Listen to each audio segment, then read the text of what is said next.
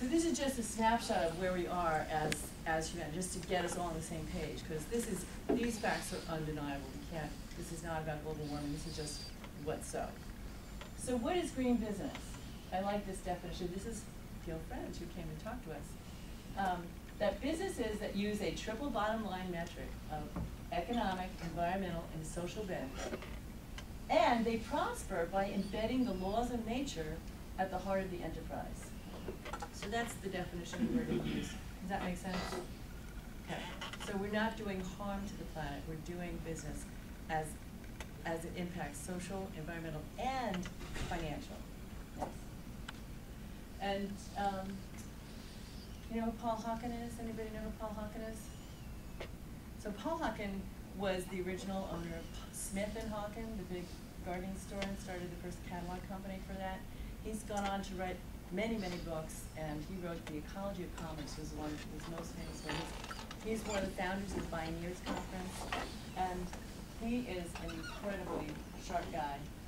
He says business is the only mechanism on the planet today powerful enough to produce the changes necessary to reverse global, environmental, and social degradation.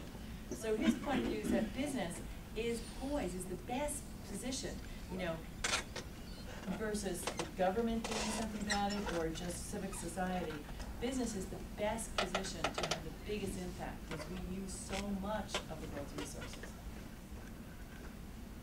So some of the benefits for having a sustainability initiative or developing that consciousness is that you have easier hiring the best talent. They did a study of MBA graduates, and 95% of them wanted to work for a company that had high integrity, that high social value. In other words, that they were considered someone that was socially responsible. It's easier to retain top talent. There's a significant amount of employee productivity increase. Reduce manufacturing expenses, reduce operational expenses, increase revenue, reduce risk, and therefore easier financing. Because a lot of insurance companies now are asking big corporations to disclose how much carbon emissions they have.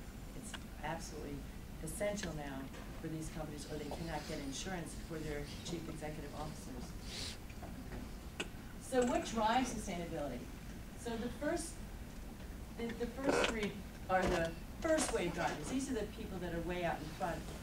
The founder has a personal passion, like founder of Patagonia or Jeffrey Hollander from Seventh Generation. Or they have a public relations crisis, as in the Exxon Valdez oil spill. So something happens that creates a big media attention that they did not want, right? Or regulatory pressure. So there's a law that says you must comply.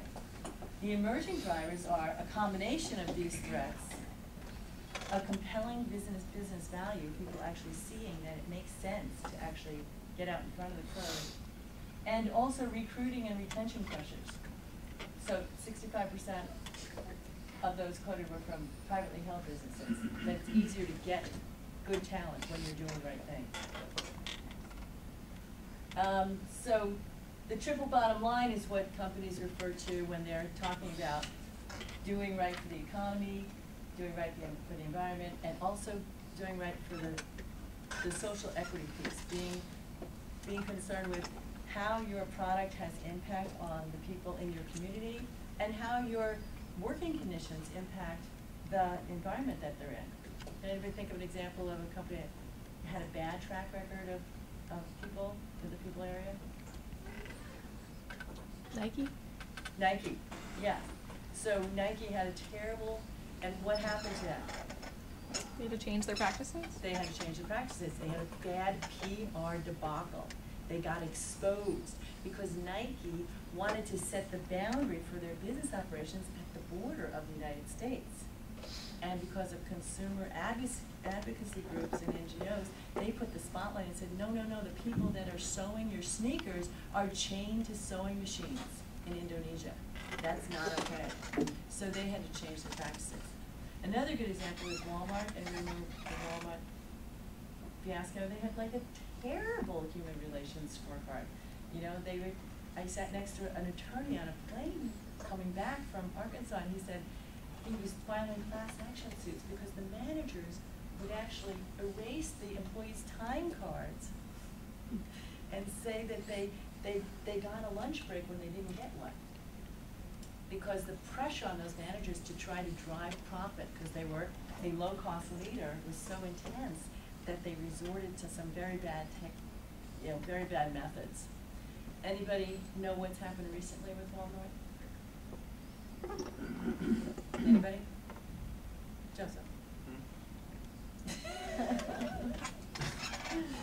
Do you know anything that's happening with Walmart currently? I know they're continuing to expand, and I know that they're getting heat for their employment practices and the benefits that they offer their employees and the low wages. That's right.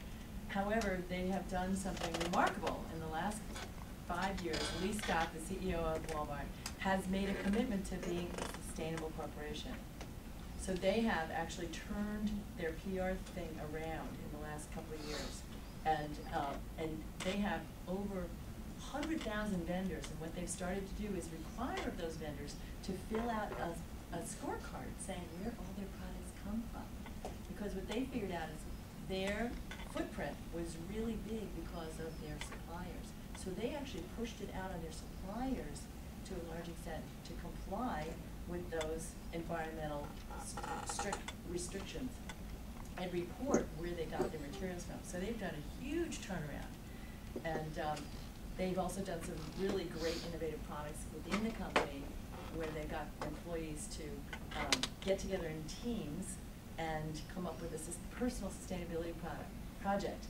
And the top 2 things, what do you think the top 2 things their employees took on were? What are the top 2 things, the hardest things that people have to do in their life? Go on a diet and stop smoking. So those are the 2 things that they did. They did incredible peer support in helping people lose weight and stop smoking as a personal sustainability project. They called it the PSP program. Brilliant and absolutely successful. So the 5 phases, this is from Bob Willard, who is an ex-IBM lifer, who wrote a book called The Next Wave of Sustainability. And he said there's 5 places you can be in, and there's 5 sort of phases people go through. One is pre-compliance. And pre-compliance means you're just basically criminals. You're trying to skate on everything, you're doing shortcuts, you're just not even coming up to code with the law. And then there's compliance, just doing the bare minimum to comply with the government regulations. And then there's beyond compliance, so doing a step beyond that.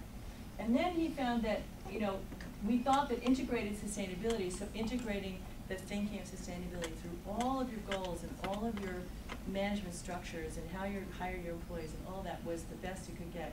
We found that another step was where the founder, the owner of the company, had a personal purpose and passion, was personally committed to sustainability.